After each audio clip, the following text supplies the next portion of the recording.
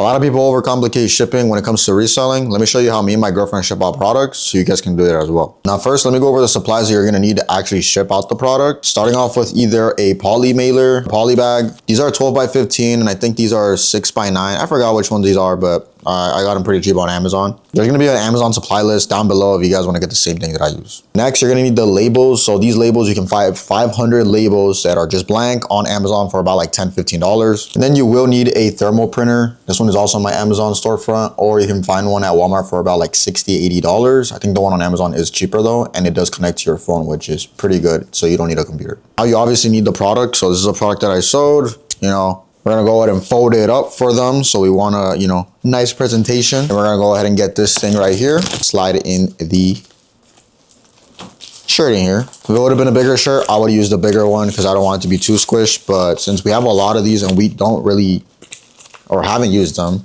because we ship out more bigger items right now, especially jackets, sweaters, we're trying to use as many of these as possible because we do have a lot of these. And then it has like this little plastic thing you just peel off, which the other ones have it as well. Close it shut. Boom. This is not opening up anymore. It looks nice. I like to get the black ones. It looks pretty cool. And we get our label that automatically gets made for you in whatever platform that you ship on. So let's say you're doing Mercari, Facebook Marketplace, or Depop. It's going to go ahead and automatically give it to you. All you got to do is print it with that thermal printer that you should have got from my storefront. I'm going to go ahead and peel off the label. Then we have slapped it onto here. I'm not going to show it because it has all the information. And that's literally it. Now, when you do go drop off this package, make sure you guys are scanning your packages like you are scanning it. So you can drop them off at the post office and just not scan anything. But I've had a lot of problems sometimes depending on where you're dropping them off.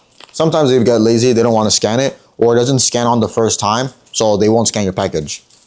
Then the buyer is going to be like, yo, where's my package at? It hasn't gotten scanned. Well, you actually did drop it off. So they should have a little self-scanning place, scan everything, then drop it off so it's actually scanned in.